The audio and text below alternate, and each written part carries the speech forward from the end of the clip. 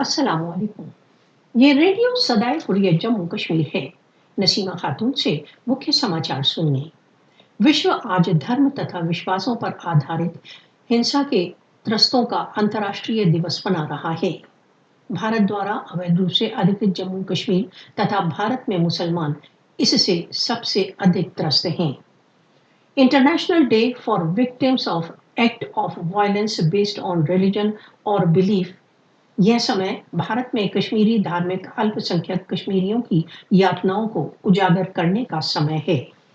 भारत ने अपने धार्मिक संस्कारों को पूर्ण करने के अधिकार सहित कश्मीरियों के सभी अधिकार छीन लिए हैं। मोदी का भारत मुसलमानों के लिए खतरनाक स्थान हो चुका है। मोदी के शासन के भारत में मुस्लिम विरोधी भावनाएं बहुत अधिक बढ़ गई हैं।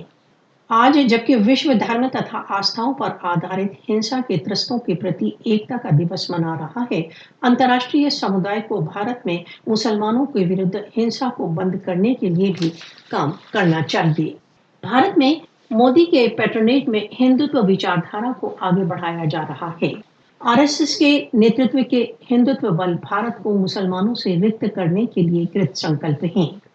हिंदुत्ववादी अतिवादिता इस समय के भारत में मुसलमानों के विरुद्ध हिंसा का मूल स्रोत है। मोदी सरकार ने देशव्यापी रूप से भारतीय मुसलमानों के विरुद्ध आतंक तथा हिंसा का अभियान चलाया हुआ है। आरएसएस अतिवादियों द्वारा मुसलमानों की हत्या तथा शारीरिक टॉर्चर मोदी के भारत में दिनचर्या का भाग बन चुका है। आरएसएस समर्थित बीजेपी भारत को मुसलमानों से रिक्त करने के जघन्य षड्यंत्र के लिए कृत संकल्प है। यह समय भारत द्वारा अवैध रूप से अधिकृत जम्मू कश्मीर तथा संपूर्ण भारत में मुसलमानों के नियोजित सांप्रदायिक नाश के विरुद्ध कार्रवाई का समय है। भारत में मुसलमानों के विरुद्ध बढ़ती हिंसा के मुद्दे को उठाने का समय आ गया है।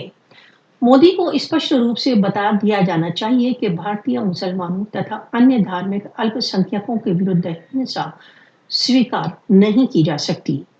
हिंदुत्व विचारधारा न केवल दक्षिण एशिया वरन संपूर्ण विश्व के लिए एक चुनौती है।